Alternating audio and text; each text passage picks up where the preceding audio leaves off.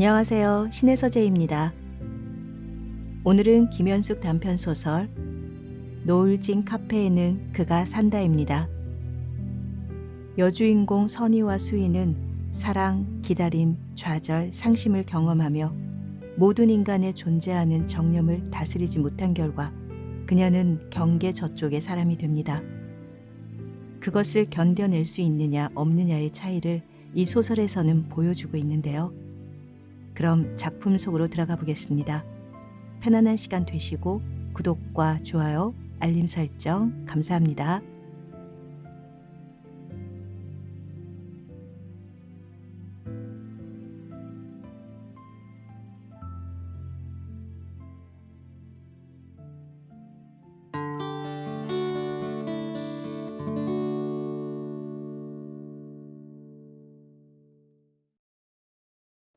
노을진 카페에는 그가 산다. 김현숙 단편 소설. 만난 지 너무 오래되어 선희 언니의 모습이 확연히 떠오르질 않는다.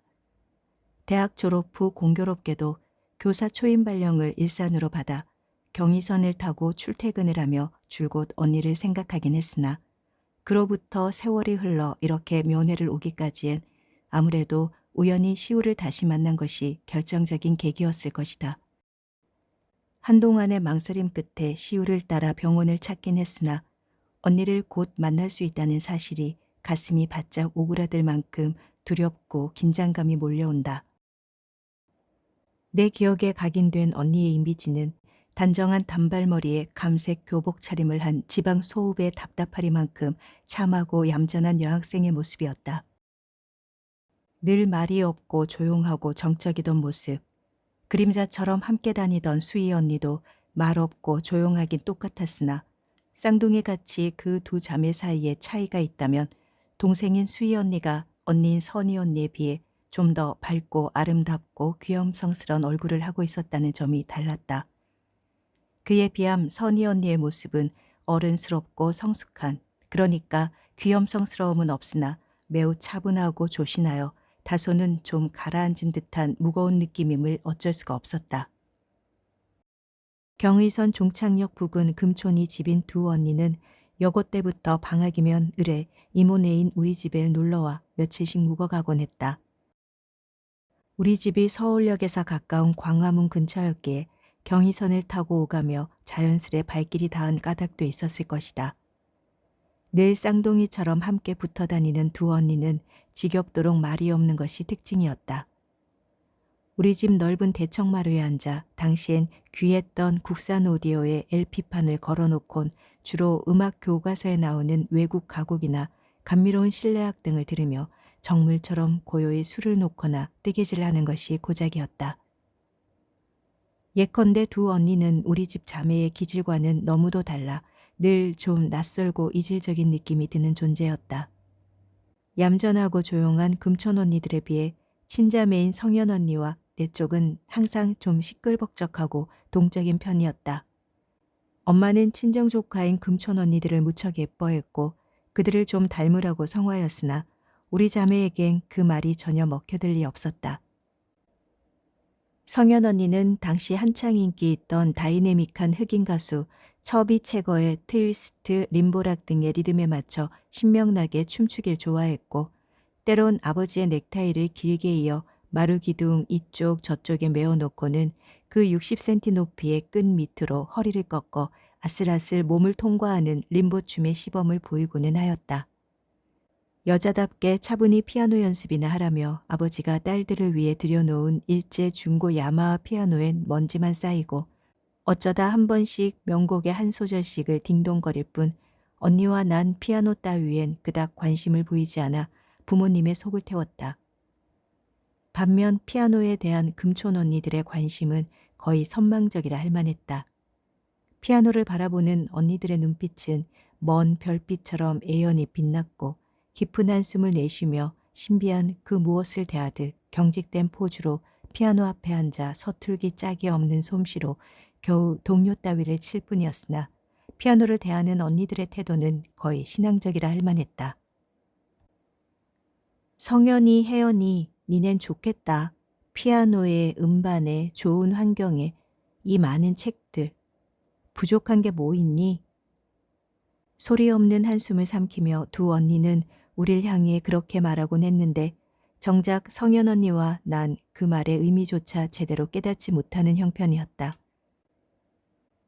일하는 언니가 구워다 준 오징어를 야금거리며 반지르르 윤기 나는 대청마루에 누워 슈톰슨의 새드무비 같은 팝송이나 흥얼거리는 철없는 여중생일 뿐이었다. 어느 여름 아마도 방학 중이었을 것이다. 언니들을 따라 처음으로 금촌 이모 집에 놀러 갔다. 서울역에서 근 1시간을 달려 이윽고 녹슨 철로 끝 철만은 달리고 싶다는 문구가 저릿한 전율을 불러일으키는 종착역에서 하차했다.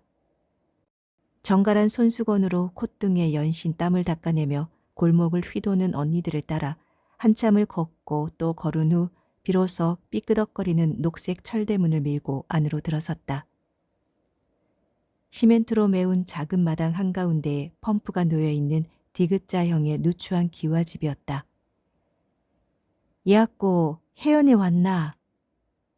마른 수세미처럼 쪼글쪼글 잔주름 가득한 이모가 반색을 하며 마당으로 들어서는 나를 반겼다. 대구가 고향인 이모는 결혼 후 줄곧 타지에서 살았으나 그 강한 사투리 억양만은 여전하였다. 대구 미인이란 말이 있듯 젊은 날의 이모는 참으로 청초하고 아리따운 모습이었다. 꽤나 미인들인 엄마의 5자매 중에서도 제일 예뻐 처녀 땐 이웃 3동네까지 소문이 자자하리만큼 빼어난 미모였다. 한데 그 모습은 간 곳 없이 이모는 너무도 초췌하고 찌든 모습으로 변해 있었다.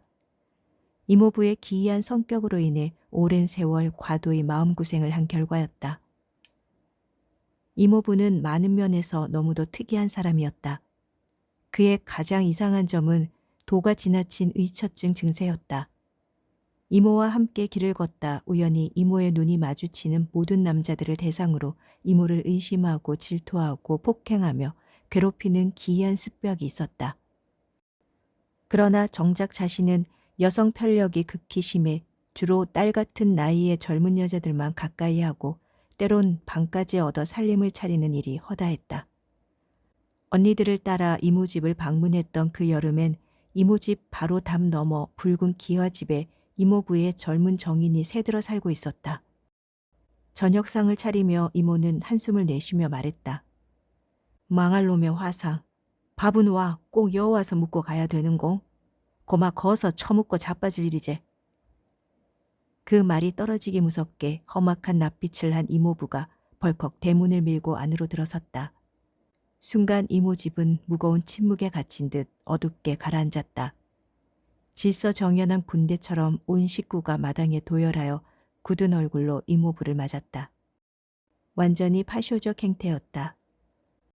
조금만 수틀리고 맘에 안 들면 대번에 고성과 주먹이 날아오는 이모부의 난폭함은 익히 들은 바 있어 내 맘은 바싹 졸아들었다. 서울 동생 숙기딸이 놀러 하심더. 둘째 혜연이라 해. 잔뜩 기어드는 음성으로 이모가 나를 이모부에게 소개했다. 이모 곁에 붙어선 나를 힐끗 바라보며 이모부는 단지 그렇게 반응했을 뿐이었다. 그러나 일별하는 그의 눈빛엔 무언가 번뜩이는 광기가 배어났다. 딱히 꼬집어 말할 순 없으나 뭔가 좀 불온한 기운이 서린 듯한 섬뜩한 느낌. 철들어 본 이모부의 모습은 그것이 처음이었다.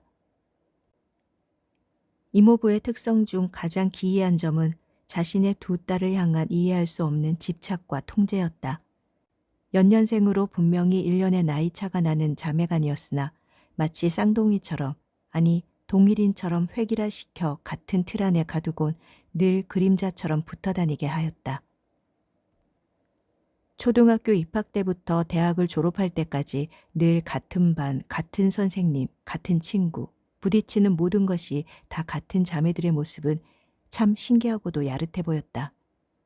화장실에 갈 때도, 구멍가게를 갈 때도, 친구 집을 갈 때도, 심지어는 대학에 들어가 남학생과 미팅을 할 때도 그들은 늘 함께였다. 이모부의 그런 편집증적 증세에 가장 견디기 힘들어하는 사람은 선희 언니였으나 속수무책, 감히 아무런 반발조차 하질 못했다. 이모부의 령에 따라 마침내 서울의 어느 전문대 가정과에 입학한 언니들은 기차 통학을 하면서부터 더욱 우리 집에 자주 드나들었다. 1시간 간격으로 있는 기차를 놓칠 때라든가 미팅 등 회합이 있어 중간에 시간이 남을 때면 꼭 둘이 함께 놀러와 소리 없이 앞을 익혀 술을 놓거나 음악을 듣거나 책을 읽거나 하며 조용한 시간을 보내곤 했다. 그토록 얌전한 언니들에게도 제법 나름대로 여대생 티가 조금씩 배어나던 초여름 무렵 세상이 눈앞에서 당장 폭발하고 만다 해도 눈썹 하나 까딱하는 언니들에게도 서서히 변화의 조짐이 보이기 시작한 것은 놀라운 일이 아닐 수 없었다. 여고생이 된 첫 학기. 어느 날 중간고사 기간이라 일찍 귀가하니 집에 두 언니들이 와 있었다. 그런데 예의 수줍은 듯 따스한 웃음으로 맞아주는 언니들의 표정이 그날은 좀 이상했다. 어느 때와는 달리 웃음기 없는 헬쑥한 얼굴로 초조한 듯 책장을 넘기며 건성 음악에 귀를 기울이고 있는 모습들이 평소와는 사뭇 달라 보였다. 이따금 눈이 마주치면 살짝 웃어주는 수희 언니는 그래도 괜찮았으나 가뜩이나 과묵한 선희 언니는 무언가로 잔뜩 골인한 사람처럼 굳어만 보였다. 언니들에게 인사한 후 방으로 들어가 옷을 갈아입고 나오는데 거실 탁자 위 전화기에서 요란스런 벨소리가 들려왔다. 죽은 듯 잠잠하던 언니들이 화들짝 깨어난 얼굴로 전화기를 노려보았다. 네, 행천동입니다. 언니들은 잔뜩 긴장한 얼굴로 전화 받는 내 입술을 뚫어져라 응시했다. 전화선 저쪽에선 뜻밖에도 낯선 남자의 음성이 들려왔다. 더없이 맑고 싱그러운 젊은 남자의 음성이었다. 행천동이죠? 거기 이수희 씨 계십니까? 아, 네. 잠깐만 기다리세요. 근데 누구시라고 전할까요? 태시우라고 전해주세요. 태시우 씨요? 그냥 태시우 씨라고 전하면 되나요? 시선은 호기심에 짐짓 시간을 끌며 난 두 언니들의 반응을 지켜보았다. 극도의 긴장으로 굳은 듯 미동도 없이 그러나 내심은 집요한 관심으로 불을 뿜듯 타오르는 네 개의 눈동자가 내 쪽을 향하고 있었다. 아, 그러나 내 입술 사이로 흘러나온 이름은 결코 두 언니의 이름일 수는 없었다. 저 수희 언니 누가 찾는데요? 되도록 무연한 태도를 보이려 애쓰며 난 전화기를 들어 수희 언니에게 건네주었다. 화들짝 몸을 일으킨 수희 언니는 수줍은 듯 발글에 피어오르는 미소로 내게서 전화기를 건네받았다. 순간 보기에도 참혹하리만큼 선희 언니의 얼굴이 어두워졌다. 네, 언니랑 아직 이모 집에 있어요. 서울역에서 가까운 곳에요. 전화를 받는 수희 언니의 음성이 솜사탕처럼 부풀어 올랐다. 선희 언니는 손수건을 돌돌 말아주며 힘없이 욕실 쪽으로 사라졌다. 그날의 전화 사건, 그것이 곧 그들 불행의 시작을 알리는 전초였을까. 실과 바늘처럼 매사에 늘 공존해온 자매였으나 사랑에 있어서만은 끝내 그것이 가능하지 않음이 비극이었다.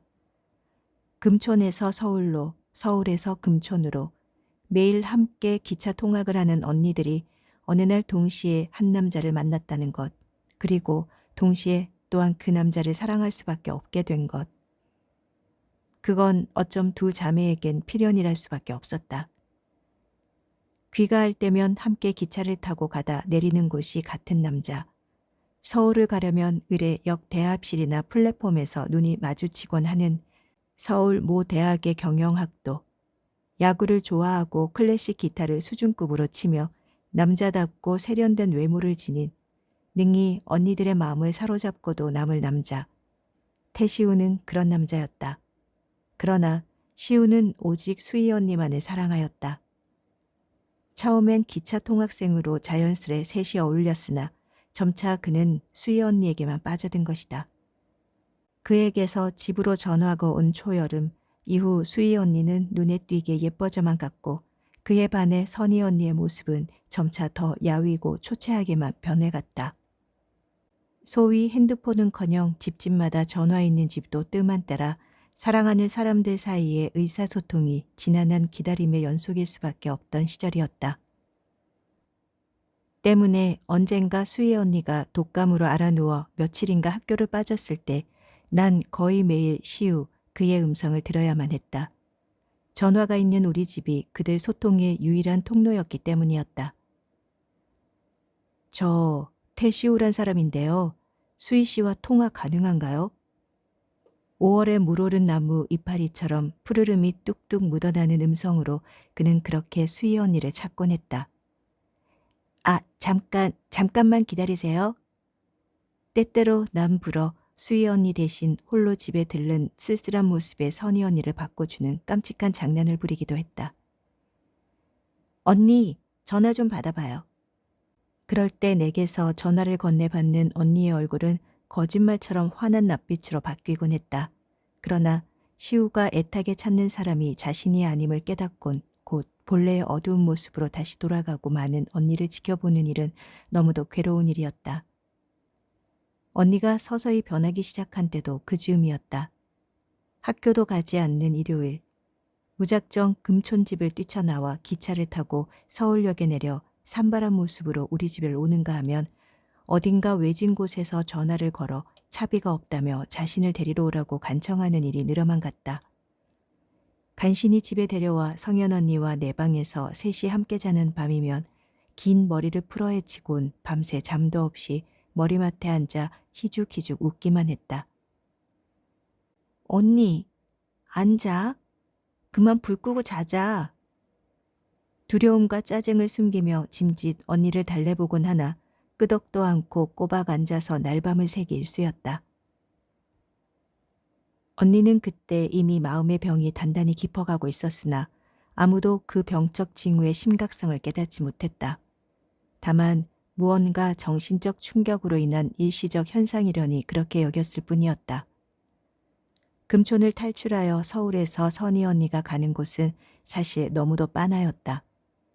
종로 2가의 음악 감상실엔 뒤셰네, 당시 주로 야간 경기가 열리곤 하던 동대문 야구장, 그리고 서울역 대합실, 그런 정도가 전부였다. 언니의 발병이 본격화된 그 여름 저녁, 우리 가족은 마당가 평상에 둘러앉아 달고 시원한 수박을 먹고 있었다. 마당가에 우거진 온갖 꽃들에선 말할 수 없는 향취가 풍겨왔고 온 식구가 다 함께 모인 모처럼 만의 단란한 시간이었다. 하필 그때 안채 마루에서 요란한 전화벨 소리가 들려왔다. 가슴이 철렁 내려앉았다. 엄마가 안채로 들어가 전화를 받았다. 왠지 선희 언니의 전화일 듯한 느낌이었다. 그런데 예감은 적중했고 잠시 후 난 염려에 찬 엄마에게 등을 때밀려 수박 한쪽을 먹다 말고 반바지에 슬리퍼 차림을 한 채 동네 언덕을 달려내려가 선희 언니를 보호하고 있는 시우를 만나야만 했다. 그날따라 언니는 더욱더 지치고 슬퍼 보이고 정신을 완전히 놓아버린 모습이었다. 제과점에서 언니를 나에게 인계하는 시우의 모습도 충격과 긴장으로 무척이나 지쳐 보였다. 어찌된 일이에요? 제과점 의자에 털썩 몸을 앉으며 숨찬 음성으로 내가 물었다. 오후에 우연히 음악 감상실에서 만났는데 죽어도 금촌집엔 안 간다는 거예요. 굳이 행촌동 이모집에 간다는데 선희 씨 행동이 이상하고 아무래도 불안해서 따라왔어요. 상황을 설명하는 시우의 모습을 홀린 듯 바라보는 언니의 눈에 야릇한 광채가 번뜩였다. 헬쑥한 뺨엔 땀과 먼지가 뒤엉켜 있었으나 언니는 잠시도 시우에게서 눈을 떼지 않았다. 수희 언니는 어딨어요? 어이없고 당혹스러워 내가 물었다. 선희 언니가 갑자기 목소리를 높이며 소리를 내질렀다. 그 여시 같은 년은 말도 꺼내지 마. 나쁜 년, 나쁜 년이야. 너무도 놀라고 민망하여 아연실색할 지경이었다. 요즘 통 연락이 안 돼요.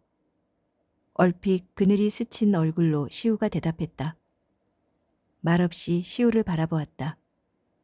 언니들이 동시에 사랑한 남자가 누구일까 몹시 궁금했는데 그는 과연 두 언니가 반할 만한 남자라는 생각이 들었다. 단아한 외모에 명석하고 올곧고 착한 심성이며 적어도 기본이 되어 있는 듯한 반듯한 느낌의 남자였다. 내 시선을 받자 곤혹스런 빛을 풀며 시우가 말했다. 혜연이 맞죠? 언니들로부터 얘기 많이 들었어요. 귀엽고 총명하다고. 반가워요. 그는 정말 귀엽다는 듯 눈을 까맣게 빛내며 나를 향해 웃어 보였다. 지극히 매혹적인 미소였다. 선희 언니는 거의 기절할 듯 그의 옆모습을 바라보며 정신을 놓고 있었다. 테시우스. 그를 바라보며 불현듯 난 그리스의 영웅, 아름답고 용감하고 남자다운 아테나이의 왕자 테시우스를 떠올렸다. 비단 유사한 발음의 이름 때문만은 아니었다. 뭐라 말할 수 없는 야릇한 예감 같은 것, 운명적 사랑, 자매를 둘러싼 사랑의 비극 같은 것, 그런 느낌 때문이었다. 테시우스에게 반해 미로를 잘 빠져나오도록 아마실타레를 건네준 미노아 공주 아리아드네에 비해 선희 언니는 테시우스를 구하기도 전 자신이 먼저 캄캄한 미로 속으로 첨벙 빠져들어 길을 잃고 헤매고 있었다. 가엾은 언니. 얼빠진 모습으로 일거수일투족 시우만을 바라보고 있는 선희 언니를 부축하여 제과점을 나섰다. 후끈한 한여름의 열기가 우리의 앞을 가로막았다. 아이스 케이키! 달고 시원한 아이스 케이키! 커다란 나무통을 둘러맨 고만고만한 소년들이 서로 자신의 얼음 과자를 사라고 외치며 거리를 뛰어다녔다. 혜연 양, 아이스 케이키 좋아해요? 헤어지는 순간 무언가 미진한 듯 걸음을 멈추며 시우가 내 앞을 가로막았다. 아니요, 아이스 케이키는 됐어요. 대신 잠깐 제 얘기 좀 들어주실래요? 그의 눈을 똑바로 바라보며 언니를 저만치 따돌리고 당돌이 내가 물었다. 선희 언닌 지금 심하게 아픈 상태예요. 아시죠? 많이 심해요. 아픈 언니를 더 이상 힘들게 하지 않았으면 좋겠어요. 부탁이에요. 수희 언니를 좋아하시는 건 알지만 선희 언니의 아픔도 헤아려 주셨으면 해요. 간절한 애소의 마음으로 시우를 향해 그렇게 말했다. 순간 잿빛으로 변한 그의 눈빛이 어지럽게 흔들렸다. 혜연 양 얘기 무슨 얘긴 줄 알아요. 그러나 사랑이란, 사람의 마음이란 그렇게 마음대로 바뀔 수 있는 건 아니에요. 많이 노력은 하겠지만. 거의 울 듯한 얼굴로 그렇게 말한 후 어깨를 축 늘어뜨린 채 그는 뒤 한번 돌아보지 않고 멀어져 갔다. 선희 언니는 저만치 서서 나와 시우를 번갈아 바라보며 멍하니 웃고 있었다. 언니, 이제 가요. 앞장선 선희 언니는 기막히게 또박또박 집으로 가는 길을 잘 찾아갔다. 마음밭의 대부분이 아직은 많이 온전한, 다만 심하게 다친 부분만이 조금 훼손되었을 뿐인 것을. 아, 그때 바로 안정과 휴식으로 언니를 쉬게 하였더람. 그때 바로 언니를 어디론가 요양 보내어 명상과 평안으로 마음을 쉬게 했어야 했다. 그러나 불행히도 폭군인 이모부는 그 후 언니로 하여금 금촌 집 울타리를 벗어나지 못하도록 강력한 금종력을 내렸고 그로 인해 언니의 증세는 더욱 심해졌다. 때론 자다가도 벌떡 일어나 식칼을 들고 수희 언니를 죽인다고 난리를 쳤고 감시의 소홀함을 틈타 가족들 몰래 집을 빠져나와 정신없이 낯선 곳을 헤매다간 기차에 훌쩍 몸을 싣고 서울로 달려오는 날이 늘어만 갔다. 급기야 선희 언니는 금촌집 어두운 골방에 감금되었다. 끝내 돌아올 수 없는 미로 속에 완전히 갇히고 만 것이다. 그 후 수희 언니는 늘 외톨이처럼 혼자가 되었다. 매일 함께 붙어 다니던 자매들이라 보기에도 안쓰럽고 처연하였다. 시우에게서도 더 이상은 전화가 오지 않았다. 슬픔에 찬 수희 언니의 모습을 보는 일도 점차 뜸해져만 가던 가을이었다. 수줍은 듯 밝게 웃던 모습은 사라진 지 오래. 수희 언니는 너무도 야위고 피폐한 모습으로 변해갔다. 어느 날 슬픔을 가누지 못해 쓰러질 듯 휘청이는 모습으로 수희 언니가 우리 집을 찾아왔다. 참으로 오랜만의 걸음이었다. 혜연아, 나 물 좀 다오. 거실 소파에 풀썩 몸을 누이며 기어드는 소리로 수희 언니가 내게 물 한 그릇을 청하였다. 선희 언니의 발병 원인이 자신과 시우의 사랑 때문이라 여긴 수희 언니는 중죄인인 양 죄책감과 고통에 시달리고 있음이 역력했다. 걸핏하면 한숨을 내쉬며 격렬히 흐느껴 울었고 아무런 의욕이나 의지조차 없는 넉나간 모습을 하고 있었다. 혜연아, 나 부탁이 있다. 내 대신 시우 씨를 좀 만나련? 이 편지를 좀 전해줘.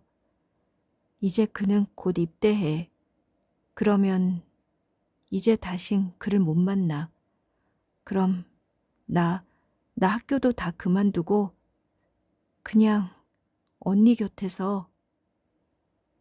미처 말을 잇지 못하고 수희 언니는 소파에 얼굴을 묻은 채 한참을 흐느껴 울었다. 혜연아, 내게 이런 꼴 보여 미안하다.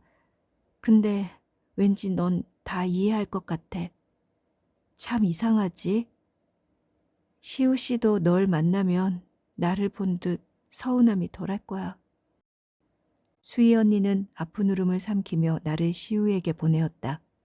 시우에게 수희 언니가 전하는 선물과 편지를 전하는 것이 내 역할이었다. 오늘 그를 만나면 난 어떤 일을 저지를지 몰라. 내가 너무 무서워. 수희 언니는 시우를 만나러 가는 나를 배웅하며 빨갛게 충혈된 눈에 눈물을 글썽이며 그렇게 말했다. 시우는 찻집의 창가에 앉아 깊은 생각에 잠겨 있었다. 예전에 비해 많이 초췌해진 얼굴엔 짙은 그늘이 드리워져 있었다. 미성년자 출입금지 장소에 들어섰다는 긴장감에 조심조심 들어서는 나를 다행히도 그는 금방 알아보았다. 피던 담배를 비벼 끄고 급히 몸을 일으키며 그는 특유의 미소로 나를 맞았다. 좀 어두워 보이는 느낌이었으나 그로 인해 더욱더 남자답고 지적 체취가 배어나는 모습이었다. 역시 수희 언니가 안 나오기를 잘했다는 생각이 들었다. 만나서 그의 미소, 그의 눈을 마주하면 두 사람은 결코 헤어지기가 쉽지 않을 것이다. 순간 난 수희 언니가 얼마나 현명한 판단을 내린 것인지 안도하며 숨을 몰아쉬었다. 혜연 학생, 다방은 처음이죠? 우리 빵집으로 옮길까요? 친화감 깃든 미소로 자신이 마치 보호자라도 된 양 그가 물었다. 교복 차림도 아닌데요, 뭘. 왠지 아이 취급받는 게 싫어 야무진 어조로 그렇게 응수했다. 단발머리를 숨기려 폭넓은 헤어밴드에 주름 스커트, 목폴라와 가디건을 걸친 내 모습을 바라보며 그는 두 눈 가득 웃음을 담고 나를 바라보았다. 그래요? 혜연 양이 괜찮다며 굳이 옮기지 말아요. 곧 예비 숙련대 뭐. 포근하고도 포용력이 느껴지는 음성이었다. 수희 언니가 이걸 전해주랬어요. 난 불쑥 그에게 수희 언니가 전하는 편지와 선물을 내밀었다. 착잡하고 곤혹스런 얼굴로 잠시 침묵하던 그는 떨리는 손길로 수희 언니의 편지를 받아 겉봉을 뜯었다. 난 창밖의 풍경에 시선을 주며 또는 내 앞에 놓인 오렌지 주스를 마시기도 하며 짐짓 딴청을 부렸다. 두툼한 편지에 페이지가 넘어갈수록 그의 얼굴은 점점 더 굳어져만 갔다. 잠시 후 편지를 다 읽은 그가 말없이 담배 한 개비를 피워 물었다. 허공을 향해 연기를 내뿜는 그의 눈빛이 더없이 쓸쓸하고 공허해 보였다. 담배 연기를 허공으로 동그랗게 말아 올리며 그가 말했다. 수희 씨, 오늘 분명히 안 나오리라 생각했어요. 그가 몇 번이나 약속을 어겼거든요. 확실한 소통의 길은 학교로 편지를 보내는 길밖에 없는데 그렇게 한 약속조차 번번이 지켜지질 않았지요. 수희 씨가 날 피하는 거 알고 있어요. 그래도 오늘은 행운이에요. 이렇게 예쁜 요정이 내게 전원을 안고 날아왔잖아요. 나를 향해 조금 웃어 보인 후 그는 상의 주머니에서 만년필과 편지지를 꺼내어 심각한 얼굴로 무언가를 적어가기 시작했다. 긴 유리컵에 꽂힌 빨대를 통해 주스를 조금씩 빨아먹으며 난 그가 하는 양을 지켜보았다. 금방이라도 울컥 울음을 터뜨릴 듯 슬픔 가득한 남자의 모습이 거기 있었다. 사랑의 슬픔, 막연히나마 그것의 실체를 맞닥뜨린 느낌이었다. 사랑이 웬 환희와 연락만이 아닌 고통이어야 하는지 내게도 형체 모를 막막한 슬픔이 밀려왔다. 시우와 수희 언니, 그들의 고통과 아픔도 능히 헤아려지긴 하나 가장 참혹하고 가엾은 사람은 선희언이란 생각이 들었다. 정신을 완전히 놓아버린 언니는 언제나 제자리로 돌아올 수 있을까? 낙엽 구르는 창밖을 바라보며 가슴에 저릿한 통증이 몰려왔다. 혜연 양, 이 편지를 언니에게 좀 전해줘요. 저 내일 입대해요. 그래서 얼굴만이라도 한번 보려 했는데 이제 어쩜 다신 못 만날지도. 그는 침울한 얼굴로 카운터에서 풀을 빌려 편지를 단단히 밀봉한 후 나에게 내밀며 말했다. 문득 그에게 내가 물었다. 선희 언니에겐 전할 말씀 없나요? 허를 찔린 듯한 얼굴로 그가 잠시 나를 응시했다. 분명히 말해둘 게 있어요. 우리 셋은 모두 친구였지만 내가 사랑한 여자는 수희 씨 한 사람뿐이에요. 알아요? 이제 더 이상 숨길 것도 없고 어차피 진실은 알려져야 한다고 생각해요. 혜연 양도 우리 일을 알게 된 이상 모든 걸 정확하게 알아야 해요. 후일, 우리의 증인으로서도. 다시 또 한 계피의 담배를 피워 무는 그의 눈가에 반짝 물기가 어른거렸다. 우린 경의선 하행 열차에서 처음 만났어요. 물론 셋이서요. 2년 전 우리가 모두 대학에 갓 입학한 봄이었지요. 저녁 시간 막 해가 지려는 때였는데 통로를 사이에 두고 옆 좌석에 친구로 보이는 두 여자가 그림처럼 앉아 있는 거예요. 오렌지빛 노을을 배경으로 달리는 내내 말이 없고 조용한 모습이 마치 정물 같았어요. 긴 생머리를 묶은 여자는 조금 앳돼 보이는데 되게 수줍음이 많아 보였고 짧게 커트머리를 한 여자는 조금은 더 의젓하고 어른스러운 면이 느껴지는 모습이었어요. 친구 사이라기엔 너무도 밍밍한 분위기라 이상하다 싶었지요. 그러나 둘 다 뭐랄까 너절하고 칙칙한 경의선 분위기엔 도무지 어울리지 않는 산뜻함 같은 게 있었어요. 경의선 열차 타보셨어요? 저녁 무렵의 충충한 하행선 분위기를 아실 리 없지요. 저마다 삶의 피로에 지쳐 축 늘어진 신선한 모습들. 상상해봐요. 그들 중 두 사람은 완전히 군계일학이었던 거예요. 맞아요. 그랬어요. 두 여장 곱게 자란 어느 양갓집 교수쯤으로 보이는 그런 분위기였으니까요. 느닷없이 시작된 이야기가 그가 뿜어내는 연기를 타고 자호록이 피어올랐다. 그의 말을 듣는 내 가슴에도 잔잔한 파문이 번져갔다. 난 계속 그들 쪽을 바라보았어요. 노을을 감상하는 척하며 짬짬이 그녀들을 관찰했던 거죠. 어느 순간 커트머리 여자와 눈이 마주쳤어요. 그녀는 얼굴을 붉히며 깜짝 놀라는 듯한 눈빛으로 잠시 나를 바라보더니 이내 다시 창 쪽으로 고개를 돌리고 말았어요. 그리곤 조그만 소리로 꽁지머리 여자에게 무어라 속삭였어요. 순간 꽁지머리가 제 쪽으로 살짝 얼굴을 돌렸지요. 초롱한 눈에 엷은 웃음을 담은 벚꽃 이파리 같은 요요한 미소가 내 마음을 흔들었어요. 아, 그 순간을 생각하면 지금도 가슴이 떨려요. 용기를 내어 제가 그녀들의 앞좌석으로 옮겨갔어요. 꾸벅 인사하며 함께 얘기나 하고 가자며 다가갔던 거지요.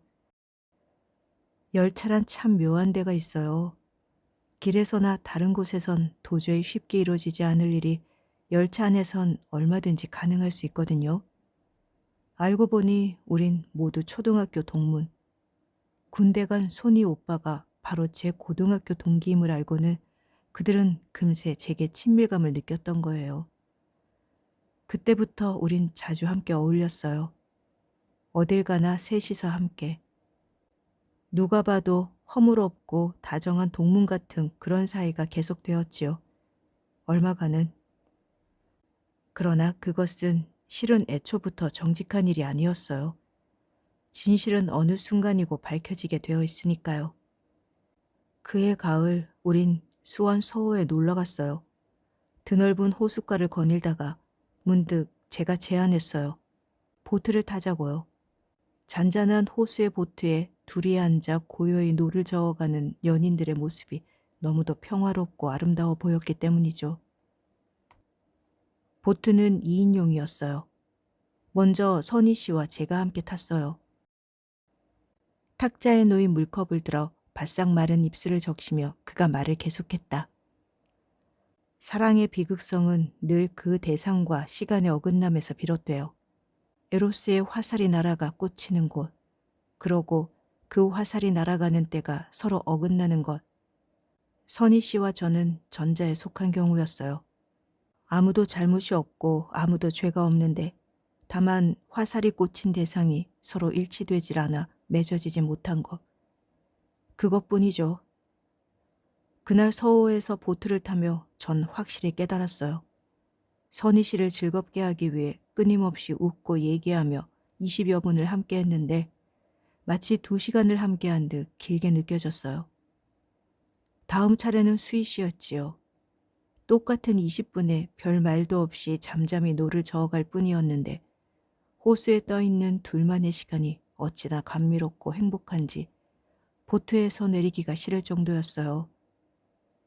가끔씩 마주치는 수희 씨의 벚꽃 미소만으로도 너무 충분. 더 이상 아무런 말이 필요 없었어요. 똑같은 20분이 단 2분도 안 된 듯 아쉽게만 느껴졌어요. 그때 난 확실히 깨달았어요. 내가 수희 씨를 사랑하고 있구나 하고. 어느새 내 몫의 주스를 다 마셔버려 빨대를 통해 쪽쪽 소리가 나는 것도 잊은 채 난 그의 이야기에 몰두했다. 어쩌다 동시에 2자매의 사랑을 받아 그 사랑이 시작도 되기 전에 모든 것이 비극으로 끝나버린 불행한 남자의 생각이 미치자 처음으로 시우가 너무 안 됐다는 마음이 들었다. 저기요, 시우 오빠. 군대 가심 언니들 대신 제가 위문 편지 보내드릴게요. 생각지도 않은 말이 불쑥 튀어나왔다. 순간 포근히 웃음 띤 그러나 금방이라도 곧 눈물이 흐를 듯 흠씬 젖은 눈으로 그가 한참이나 나를 가만히 바라보았다. 슬픈 미소, 남자의 슬픈 미소를 본 것은 그때가 처음이었다. 아하, 고마워요, 혜연야. 오빠라 불러주니 기분 좋네. 그럼 앞으론 그냥 혜연이라 불러도 될까? 네, 그러세요. 2사람은 정말 다정한 온누이라도 된 양 그의 입영전 시간을 함께하였다. 찻집을 나와 거리에서 헤어질 때 그가 나에게 손을 내밀며 말했다. 혜연, 오늘 고마웠어. 덕분에 내 슬픔이 많이 날아가 버린 느낌이야. 편지할게, 언니들 소식, 그리고 혜연이 얘기도 많이 많이 전해줘요. 그는 비로소 밝게 웃고 있었다. 슬픈 미소에서 다시 부신 미소로 바뀐 그의 모습을 바라보는 내 마음에 알 수 없는 기쁨이 솟아났다. 무언가 도움이 되어주고 싶은 남자. 그는 그런 남자였다. 군사우표 찍힌 그의 첫 편지를 받은 이후 난 정말 열심히 그에게 위문 편지를 보내었다. 한동안 학교에 다녀오면 가장 먼저 열어보는 것이 녹색 철제 대문의 빨간 우편함이었다. 시우는 나에게 무엇인가를 기다리는 즐거움, 그 짜릿함을 알게 해준 남자였다. 오빠다운 자상함과 따뜻함이 배어나는 그의 편지는 정말 명문이었다. 누구라도 깊고 따스한 그의 눈빛, 미소, 그의 편지엔 혹하지 않을 수 없을 만큼 그는 섬세한 감성과 지성, 그리고 남성미를 고루 지닌 남자였다. 종종 언니들의 소식을 전하며 난 부디 그가 대과 없이 군 생활을 잘 마치기를 소망하였다. 그러나 그에게 언니들의 소식을 전하는 일은 언제나 좀 괴로운 일이었다. 그간 병이 더 심해진 선희 언니는 결국 어느 시립 정신병원에 입원하였고 그것에 충격받은 수희 언니는 졸업 직후 어느 남자의 청혼을 받아들여 서둘러 결혼해버렸다. 시우를 잇기 위한 급조된 방편이었음이 분명했다. 결혼식 날 수희 언니는 새하얀 면사포 속에서 젖은 눈을 깜빡이며 내 귀에 속삭였다. 시우, 요즘도 편지 오니? 혜연아? 잘 부탁해. 하지만 앞으로 그 사람 얘기 절대 내게 꺼내면 안 돼. 알았지? 약속한다. 신부의 얼굴은 터지려는 오열을 참듯 잔뜩 굳어 있었으나 끝내 눈물만은 보이지 않았다. 수희 언니의 결혼식이 있던 날 난 집에 돌아와 시우에게 편지를 썼다. 오늘은 어느 예쁜 여자의 결혼식에 갔었어요. 그러나 시우 오빠, 부디 그녀가 누구냐고 묻지 마세요.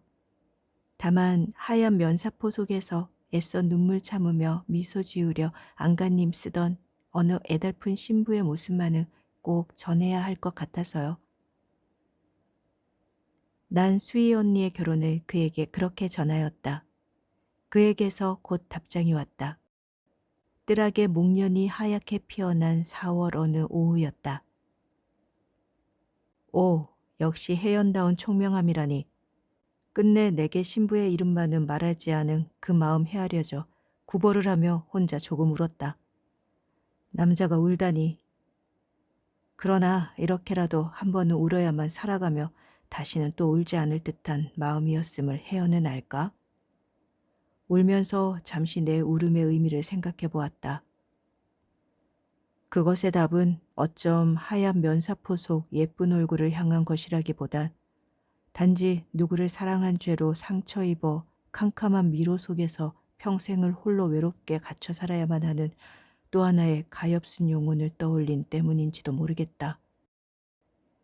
하얀 꽃잎 떨어지는 목련나무 아래서 그의 편지를 읽는 내 마음도 예리한 날에 베인 듯 아파왔다. 누구를 향한 아픔일까? 까닭 모를 내 마음도 이미 두 언니를 향한 것만이 아님은 분명했다. 그것이 두 여자로 인해 우는 한 남자를 향한 것이라며 그것은 내겐 너무도 감당하기 힘들고 두려운 일이었다. 그날 밤 난 입술을 깨물며 시우에게 쓰는 마지막 편지를 써내려갔다. 고3이 되었음을 핑계로 당분간 위문 편지도 쉬어야만 할 것 같다는 사실상 이별을 고하는 편지였다. 편지를 쓰는 동안 마음이 흔들려 몇 번이나 고치고 또 고쳤었다. 얼마 후 시우에게서 답장이 왔다. 그의 마지막 편지는 오랫동안 내 마음을 울리며 그를 기억하게 만든 애잔한 내용이었다. 혜연, 귀엽고 사랑스러운 나의 요정. 모든 것을 잃고 버려진 텅 빈 들판에 한 줄기 포근한 햇살. 숨겨진 달디단 샘물 같았던 소중한 혜연. 그래, 맞아. 고3이란 생애 그 무엇보다 중요한 때. 모든 걸 접고 오직 입시 공부에만 몰두해야 함에 전적으로 동의해. 부디 열심히 공부하여 원하는 대학에 꼭 합격하길 매일매일 잊지 않고 기도할게. 더불어 내년 봄 예쁜 여대생이 된 혜연을 다시 꼭 만나게 해달라는 기도도 잊지 않겠어. 서로 내가 한 기도의 내용을 잊는다 해도 혜연만은 잊지 못할 거야. 늘 건강하고 행복하고 잘 지내길. 시우와 나의 편지는 그것으로 끝이 났다. 다음에 난 대학생이 되었고 그와 고교 동창인 금천 오빠를 통해 그가 제대 후 다시 복학하였다는 소식을 스치듯 전해 들었을 뿐이었다. 결혼한 수희 언니는 금촌시청에 근무하며 성실한 남편과 두 아이를 낳고 그럭저럭 잘 살아가고 있었다. 그러나 선희 언니로 인한 마음고생 때문인지 늘 좀 어둡고 초췌한 모습이었다. 언니 병은 우리 아버지 때문이야. 그의 지독한 통제와 집착, 편집증이 그 원인이라고 생각해. 가엾은 언니. 병원에 장기 요양 중인 선희 언니의 바라지에 애쓰는 모습이 너무도 안쓰러워만 보였다. 모든 것은 그렇게 시간의 흐름을 따라 변화되고 흘러갔다. 대학 졸업 후 교사로 임용된 나의 첫 부임지는 놀랍게도 경기도 일산이었다. 아침 저녁 서울역에서 출발하는 경의선을 타고 출퇴근하며 그 옛날 시우와 언니들의 만남이 이루어진 경의선과의 조우에 가슴이 뛰었다. 통근 거리 먼 변두리 중학교에서 까까머리 남학생들에게 국어와 영어를 가르치며 주 32시간의 수업을 감당해야 하는 힘겹고 고된 초임교사 시절이었으나 노을이 깔리는 시각, 피로에 젖어 차창에 몸을 기대면 시우를 생각하고 언니들을 생각하고 그들의 슬픈 사랑을 생각하며 아련한 그리움에 가슴이 젖곤 했다. 모든 것은 변하고 흘러간다는 사실이 그렇게 슬플 수가 없었다. 몇 학교를 전전하며 나도 결혼하여 두 아이의 엄마가 되었다. 공교롭게도 수년간 1순위로 간직해온 아파트 청약권이 당첨되어 다시 일산에 정착하게 되었다. 이젠 대규모의 신도시로 변한 호수공원 부근의 아파트 단지였다. 휴직을 하고 남편을 따라 5년간 미주 해외 지사에 나가 있다 돌아온 그의 가을이었다. 복직이 되기까지 몇 개월을 쉬며 재충전을 위한 나만의 오붓한 시간을 갖고 싶었다. 아이들이 학교 간 사이 혼자 차를 몰고 나와 모든 것이 변한 신도시 주변의 옛 동네를 돌아다녔다. 학생들을 앞세우고 산길을 따라 꼬불꼬불 가정 방문을 다니던 일이며 학년별 소풍을 가던 코스, 봉사활동으로 땀 흘리며 모심게 하던 낯익은 들녘, 그리고 반 아이들과 함께 논두렁에 풀을 베던 정겹던 옛일들을 떠올리며 문득문득 달리던 차를 멈추고는 망연한 눈길로 창밖을 바라보았다.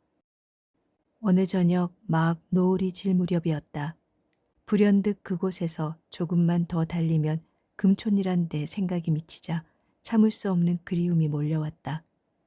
그 사이 이모와 이모부는 돌아가셨고 젊디 젊은 수희 언니마저 선희 언니로 인한 극심한 마음고생으로 건강을 해쳐 이미 이 세상 사람이 아니었다. 산다는 일이 참으로 허망하고 쓸쓸하게만 느껴졌다. 공허한 마음에 금촌을 향해 무작정 자유로를 달려갔다. 산나리빛 저녁 노을이 견딜 수 없는 처연함으로 내 주위를 감싸왔다. 아름드리 능수버들이 휘어질 듯 드리워진 호젓한 강가에 차를 세우고 빨갛게 물들어가는 노을진 강변을 혼자 걸었다. 강 저편으로 원목 테크 테라스에 온갖 꽃이 장식된 유럽풍의 예쁜 카페가 눈에 들어왔다. 노을이 질 때 카페 이름이 뭉클 가슴을 뒤흔들었다. 강가에 세워둔 차를 몰아 카페의 마당에 주차한 후 뛰는 가슴을 누르며 카페의 문을 밀고 안으로 들어섰다. 드넓은 유리창 너머로 노을 지는 저녁강이 타는 듯 빨갛게 일렁이는 이름에 딱 어울리는 카페였다. 창가에 앉아 한 잔의 아이리시 커피를 주문했다. 카운터를 지키는 단정한 정장 차림의 남자가 시종 내 쪽을 바라보았다. 커피를 들고 온 젊은 여자가 조심스레 내게 물었다. 저 실례지만 S요고 졸업하지 않으셨나요? 저희 사장님께서 아시는 분 같다고. 커피잔을 잡은 내 손이 출렁 흔들렸다. 네, S요고 맞아요. 근데 저분은? 태시우 씨, 저희 사장님이세요. 젊은 여자의 설명에 카운터 남자의 눈과 내 눈이 벼락을 치듯 맞부딪혔다. 그가 빠른 걸음으로 내 쪽으로 다가왔다. 혜연 씨, 들어오실 때부터 뭔가 느낌이 기적 같은 해우네요. 정말이지 기적 같은 10여 년 만의 조우였다. 그의 가을, 시우와 난 선연한 노을 속에서 그렇게 다시 만났다. 시우와의 재회는 지난날 금촌 언니들과의 모든 추억을 되살아나게 하였다. 놀랍게도 그는 행촌동의 비탈진 언덕, 행길가의 제과점, 그리고 여름밤 무거운 나무 상자를 메고 뛰어다니던 아이스케이키 장수 소년들을 기억했고 아련한 그리움으로 그 일들을 되새겼다. 그는 수희 언니를 못내 잊지 못했고 언니가 죽기 얼마 전 금촌 오빠를 따라 언니의 병상을 방문한 이야기를 들려주었다. 췌장암 말기로 입원해 있던 수희 언니는 회한에 찬 눈길로 병실을 찾은 시우의 손을 잡으며 시종 미안하다고 말했고, 그리고 간곡히 선희 언니를 부탁했다. 시우는 회사를 결근하고 급히 지리산 명의를 찾아 수희 언니의 회복을 위해 귀한 약재를 지어왔다. 그러나 언니는 미처 그 약을 써보지도 못한 채 숨을 거두고 말았다. 모든 것이 허망하고 비감스러워 진작에 그만두려고 벼르던 직장에 사표를 내곤 자동차 하나로 전국을 혼자 허허로이 떠돌았다. 노을이 짙게 물든 어느 저녁, 홀린 듯 그가 자동차를 멈춘 곳이 바로 지금의 카페 자리였다.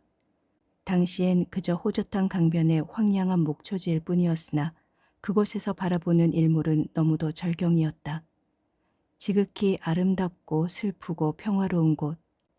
때마침 신도시 개발로 부모로부터 물려받은 땅값이 엄청나게 치솟던 때라 그는 별 무리 없이 그 땅을 매입할 수 있었고, 자신이 직접 설계에도 참여해 정성껏 카페를 지었다.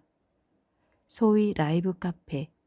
때때로 저녁이면 그는 기타를 들고 가까운 지인, 친구들을 위해 노래를 부르기도 했다. 노을이 너무 아름다워 견딜 수 없는 저녁이면 그는 기타를 들고 노래를 불렀다. 강변의 카페는 의외로 잘 되었고, 어느 날 문득 그는 잊었던 수희와의 약속을 떠올렸다. 며칠에 걸쳐 결심을 단단히 굳힌 후 그는 이윽고 선희 언니가 입원해 있는 병원을 찾아갔다. H정신병원. 발병 후 몇 년간 입원해 있던 시립병원에서 새로이 옮겨간 이모의 유언에 따라 형제들의 법적 관리하에 언니가 위탁되어 있는 최신 시설의 병원이었다. 오랜만에 선희 언니를 만나는, 그것도 긴 투병 중에 환자인 언니를 만나야만 하는 시우의 마음은 말할 수 없이 무겁고 착잡했다. 면회를 신청하고 기다리는 동안 너무도 두렵고 긴장된 나머지 흡연실을 찾아 몇 달간 끊었던 담배를 다시 입에 물었을 정도였다. 긴 기다림 끝에 담당 간호사가 언니를 보호하고 나타났다. 하얗게 센 머리털에 환자복을 입은 선희 언니의 모습은 생각보단 편안하고 안정되어 보였다.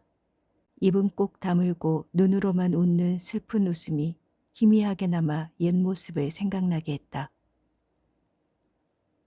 선희 씨, 저 알겠어요? 한 발 앞으로 나가 반갑게 언니의 손을 잡으며 시우가 먼저 말을 건넸다. 더없이 담담한 웃음으로 언니는 시우의 손에 자신의 손을 잡힌 채 말없이 고개를 저었다. 누구세요? 시우에게 잡힌 손을 빼내며 놀랍게도 언니는 수줍은 듯 작은 소리로 그렇게 물었다. 시우, 저 시우인데요. 태시우. 태시우? 너무도 메마른 소리로 언니는 건성 그의 이름을 되풀이할 뿐이었다. 이럴 수가. 너무도 완벽한 망각이었다. 한치의 미움도 고통도 회한도 남아있질 않는 절대적 망실. 지난날 자신의 영과 육, 그 모든 것을 송두리째 앗아간 극심한 사랑의 고통, 그리고 그토록 사랑했던 그 대상조차 전혀 기억하지 못하는 완벽한 잊음이었다. 지독한 당혹과 혼돈에 면회실에 준비된 녹차를 우려 마시며 시우는 망연한 눈길로 언니를 바라보았다. 고개를 약간 외로워한 채 두 손을 단정히 모으고 앉아있는 자태가 일말의 심적 동요조차 없는 너무도 평온한 모습이었다.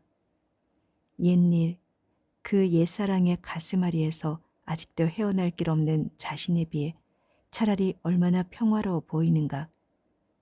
뇌의 어느 기능이 작동, 지난날의 기억이 완전히 삭제되는 상태란 과연 가능한 것일까? 또한 그것의 복원은 영영 불가능인가? 단 한순간이라도 그녀의 기억을 되살릴 수만 있담.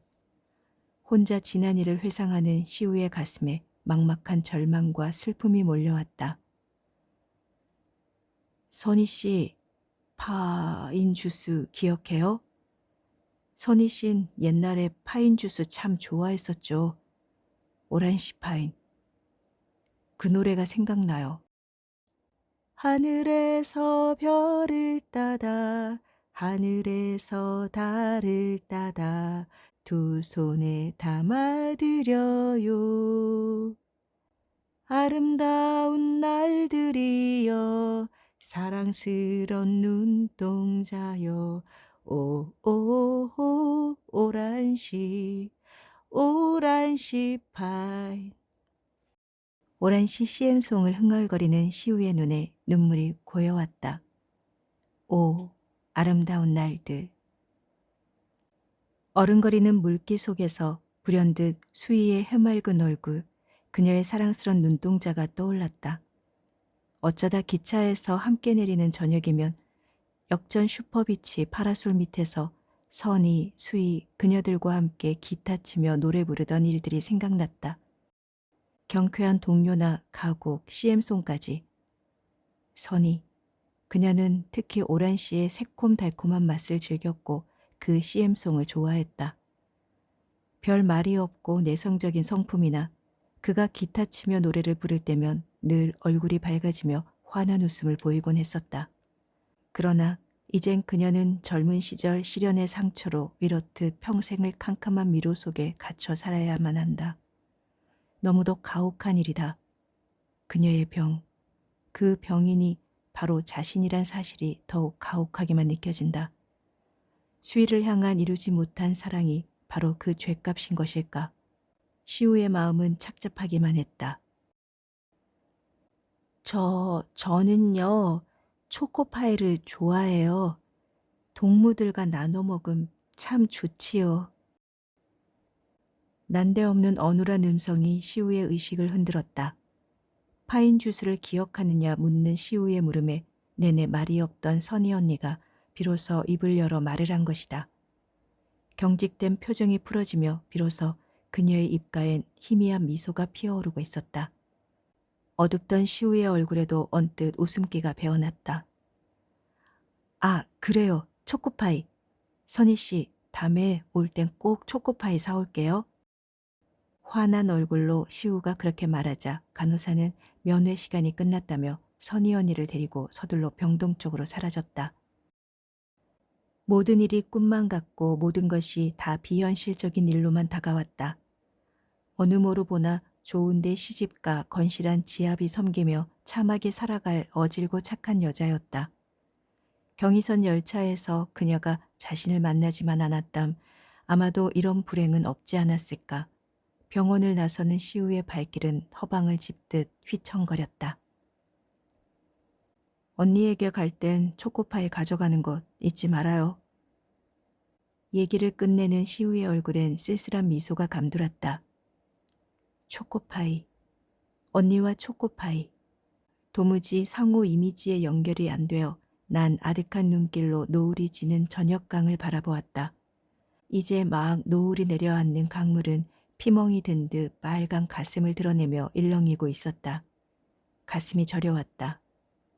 카페 노을이 질 때를 나서는 나를 따라 주차장까지 배웅하며 시우가 말했다. 다음엔 꼭 저와 함께 가는 겁니다. 금요일 오후 2시. 잊지 마세요. 약속한 날은 너무도 일찍 다가왔다. 병원 대기실에서 시우를 만나 면회를 신청한 후 3층 휴게실에서 언니를 기다리는 내 손에 흥건히 땀이 배어났다. 그래도 곁에 시우가 있어 한결 든든한 것은 사실이었다. 그간 몇 번 면회를 간 까닭에 언니는 이제 겨우 시우의 얼굴만은 알아본다고 했다. 그러나 언니는 과연 나를 알아볼까? 이윽고 저만치 병동 쪽에서 간호사를 대동한 언니의 모습이 나타났다. 놀랄 만큼 머리털이 하얘진 언니가 깨끗이 손질된 환자복을 입고 천천히 걸어 나왔다. 방심한 듯 천연스러운 모습에 느릿한 동작이 세상 어느 것에도 관심이 없는 듯한 모습이었다. 언니! 얼결에 몸을 일으켜 언니에게로 다가가며 반갑게 손을 잡았다. 언니의 표정이 와락 굳어졌다. 누구세요?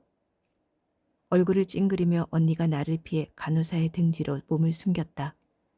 시우가 나섰다. 선희 씨, 저 시우예요. 저 아시죠? 여긴 선희 씨 동생 혜원이 행촌동 이모 집 둘째 딸. 아시겠죠? 자, 여기 앉아 천천히 기억해봐요. 편안한 음성으로 의자를 내어주며 시우가 언니를 달래었다. 나쁜 년, 너 수희 맞지? 이 남자도 뺏어간 거니? 요시 같은 년. 부들부들 몸을 떨며 언니가 돌연 나에게로 달려들어 내 머리채를 움켜잡았다. 곁에 있던 간호사가 황급히 달려와 언니를 뜯어 말렸다. 그러나 역부족. 시우까지 합세하여 나에게서 언니를 떼어놓으려 법석을 떠는 사이 어디선가 남자 관리인 한 사람이 나타나 신속히 사태를 진압, 흥분한 언니를 진정시켜 조용히 병동 쪽으로 데리고 갔다. 언니는 한순간 내 앞에서 사라졌으나 난 한참을 충격과 두려움에서 헤어날 수가 없었다. 혜연 씨, 괜찮아요? 많이 놀라셨죠? 조용히 혼자 지내다 우리 출연이 너무 급작스러웠나 봅니다. 시우의 위로에 난 겨우 정신을 차리고 몸을 추스렸다. 그러나 내 속의 떨림은 쉽게 가라앉질 않았다. 언니의 상처가 전혀 치유되질 않았음을 확인함은 엄청난 충격이었다. 언니의 아픔은 아직도 진행형인가? 오랜 시간의 흐름과 격리에 의해 잊은 듯 살아갈 뿐 사랑의 상처는 아직도 언니의 가슴에 선연한 외상으로 남아 있었다. 잠시 후 간호사가 우리에게 와서 언니의 상황을 전해주었다. 이선희 씨, 이제 안정되셨어요. 평소엔 아주 조용하고 좋은 분인데 유독 커플 앞에선 좀 민감한 반응을 보이시죠. 그래서 이런 일은 처음이에요. 퀼트 솜씨가 뛰어나 배우려는 사람도 많고 그들과 잘 지내거든요. 간호사의 친절한 설명에 거듭 감사를 표하며 준비해온 다가와 초코파이를 전한 후 대기실 계단을 내려섰다. 뭔지 모를 슬픔과 허탈감에 가슴이 싸하고 다리가 후들거렸다. 아득한 곳에서 들려오듯 시우의 음성이 들려왔다. 처음 왔을 때 마침 이곳에 근무하는 친구가 있어 그를 통해 선희 씨 담당 의사를 만날 수가 있었어요. 선희 씨의 경우는 성장 과정에서 비롯된 극심한 통제와 억압이 치명적인 정신적 외상을 통해 분열증으로 화한 케이스래요. 사랑으로 인한 정신적 외상은 사랑 외엔 아무런 치유법이 없다는데 가족이나 주위에서 그걸 간과한 채 너무 오랫동안 방치했던 거지요. 그래도 예우는 좋은 편이라 점차 나아지고 있다는데 한 가지 희망은 현대의학의 발달로 정교한 기기에 부품을 조립하듯 인간의 뇌를 완벽히 조립, 재생해내는 획기적인 의술이 곧 생겨나리란 것입니다. 하긴 나날이 발전하는 현대의학으론 조만간 그런 경지에 도달하지 말란 법도 없지요. 휘청이는 내 몸을 가볍게 부축하며 시우가 말을 이었다. 오늘 혜연 씨와 함께 온 것 미안해요. 이런 일이 있을 줄 전혀 예상치 못했어요. 제 불찰입니다. 아니에요. 언젠가 꼭 왔어야 할 곳. 외려 데려와주고 배려해 주시어 감사해요.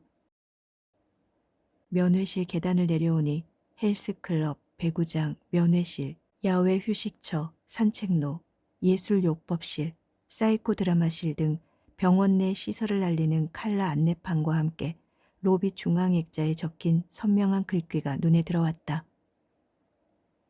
저희는 환자 한 분 한 분의 마음을 모두 소중하게 생각합니다. 밤하늘의 별 하나하나가 어둠의 장막을 헤치고 찬연히 빛나는 것처럼 환우들이 저마다 각기 제 삶을 찾을 수 있도록 최선을 다하겠습니다. 글귀를 읽어가는 내 눈에 핑 눈물이 돌았다. 정원 벤치에서 잠시 쉬었다 가지요. 시우가 로비의 자동 판매기에서 2잔의 커피를 뽑아 내게 건네며 말했다. 파란 잔디밭 한쪽 배구장에선 와 하는 환호성과 함께 네트를 향해 힘차게 공을 넘기는 열띤 함성이 들려왔다. 아, 평화로운 곳, 마음을 다치고 아픈 사람들이 모인 치유의 공동체. 그들을 바라보는 시우의 입가에도 잔잔한 미소가 피어올랐다. 저들과 우리 사이에 특별한 경계란 없어요. 제가 잘 나가는 직장 그만두고 왜 카페를 차린 줄 아세요? 전 아직도 노을이 질 때면 기다리고 또 기다려요. 어느 날 문득 수희 씨가 카페의 문을 열고 호련히 나타나리란 기대를 버리지 못하는 겁니다. 때론 노을을 견딜 수 없어 훌쩍 기차를 타고 어디론가 떠나갑니다. 그 증세가 조금만 더 깊어지면 이곳으로 와야 하는 게 우리네 삶이네요. 우리 누구나 다 가지고 있는 자신만의 꿈, 소망, 기다림, 그리고 그것을 끝내 이룰 수 없을 때의 좌절, 상심, 아픔 등 문제는 그것을 여하이 견뎌낼 수 있느냐 없느냐 그 차이예요. 그걸 잘 이겨내고 어지럽고 광포한 삶의 소용돌이에 뒤섞여 살아낼 수 있는지 없는지 그 저항력의 강도가 곧 저 울타리의 이쪽과 저쪽을 구분짓는 경계겠지요. 미소로 마주하는 시우의 눈가에 반짝 물기가 어리다가 사라졌다. 병원 울타리 너머 저편 하늘이 잘 익은 석류의 속이 열리듯 빨갛게 물들어오기 시작했다. 어느새 벌써 노을이 지고 있었다.